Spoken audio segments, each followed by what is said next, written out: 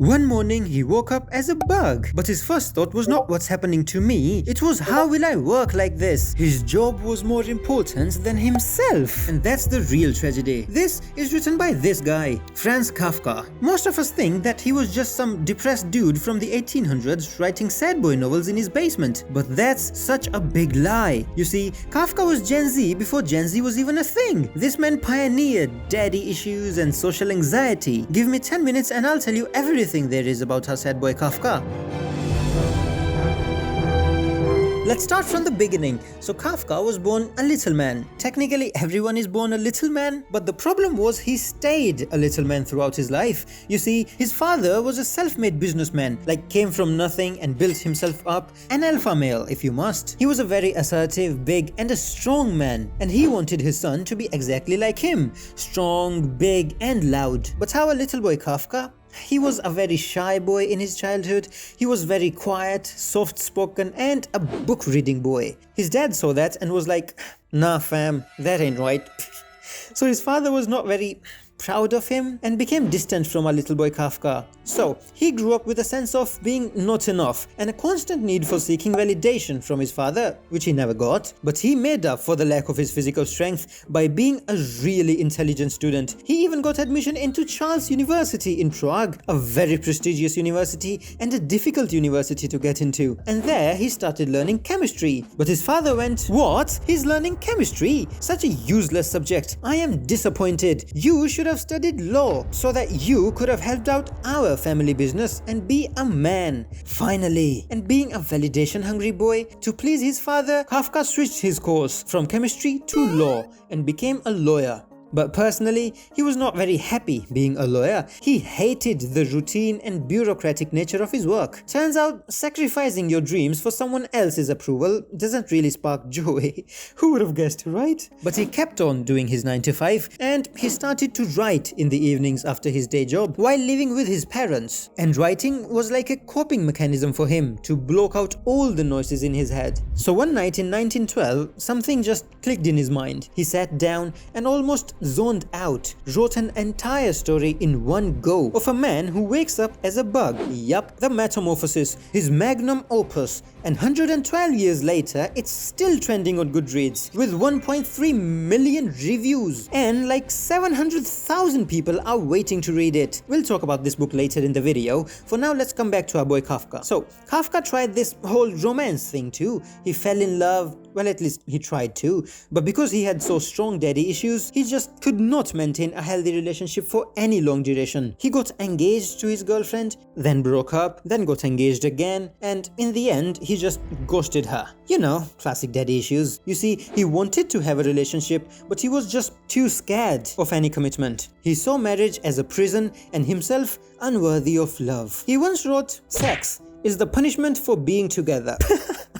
Bro was spiraling. Now you know just how scared he was of marriage. But later, when he was 34, he got diagnosed with tuberculosis. So slowly, like a shadow, it consumed everything. He was sick, fragile and weak. In this stage, he met another woman, Dora. No, not Dora the Explorer, but Dora Damient, an actual sunshine in human form. She was a very calm, caring and loving lady. She was with Kafka during the final stages of his life. She comforted him, and it's almost comforting for us to know too that Kafka finally, before dying, met someone who really loved him. And in the end, the tuberculosis got to his throat, making swallowing food excruciatingly painful. So he starved himself to death at 40 years old in 1924.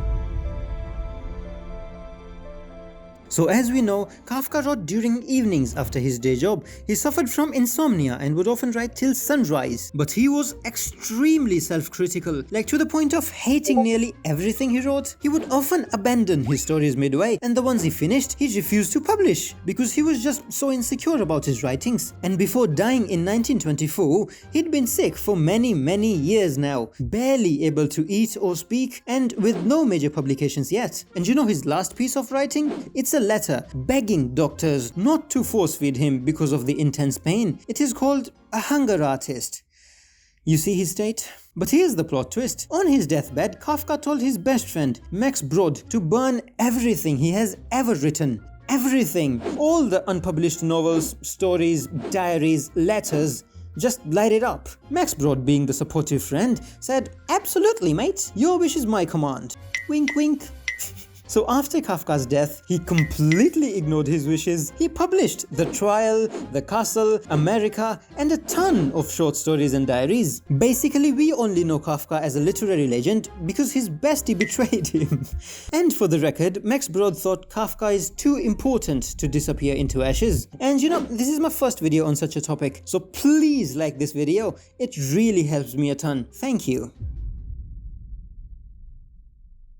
Don't worry, I won't spoil much of the story, but I will introduce you to it. So, the protagonist of this story, Gregor Samsa, wakes up one morning and finds himself turned into a cockroach. Now, don't take that literally. What Kafka means is, something happens to a person that's completely out of their control and they can't reverse it. Your interpretation of turning into a cockroach may be a life-changing injury, or a severe mental illness, or anything that takes away your independence and makes you rely entirely on your family. So, the real question is, how would your family react to this? That's the core idea of the story. Kafka just takes it to the extreme, like turning Gregor into a literal cockroach. Once that happens, the book follows the relationship between him and his family. You see, before he became a bug, Gregor was the sole breadwinner of the family. So at first, his family is concerned. His mother worries about him, his sister brings him food, but over time, things change. They grow distant, frustrated, and eventually, they start wishing that he would just disappear. They start to see him as a burden. You see, Gregor can't be the breadwinner anymore. He cannot pay for the food, the shopping, the bills. So now, does he even deserve the love or respect?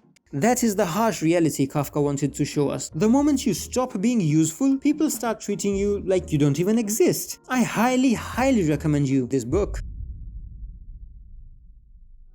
So recently, you may also have seen the rise of philosophy or self-help in Gen Z side of the internet, and that has made Kafka really popular. How, you may ask? 1. Productivity equals to self-worth. Have you seen those edits of Joe Rogan and David Goggins on your homepage? There is so much demand for productivity content. People have suddenly tied their self-worth to how productive their day was. They buy books about this, watch podcasts like this. They get sad when their day was not as productive as they had hoped for. And Kafka resonates with this crowd a lot. The things you can achieve or have are more important than yourself, is the key idea that makes Kafka the older brother of Gen Z that they never had. Feeling like an outsider? That's very Kafka core. See, Kafka was a Jew who spoke German, living in Prague, where everyone else spoke Czech. So basically, he was not fully accepted by the Czech majority because he spoke a different language, German.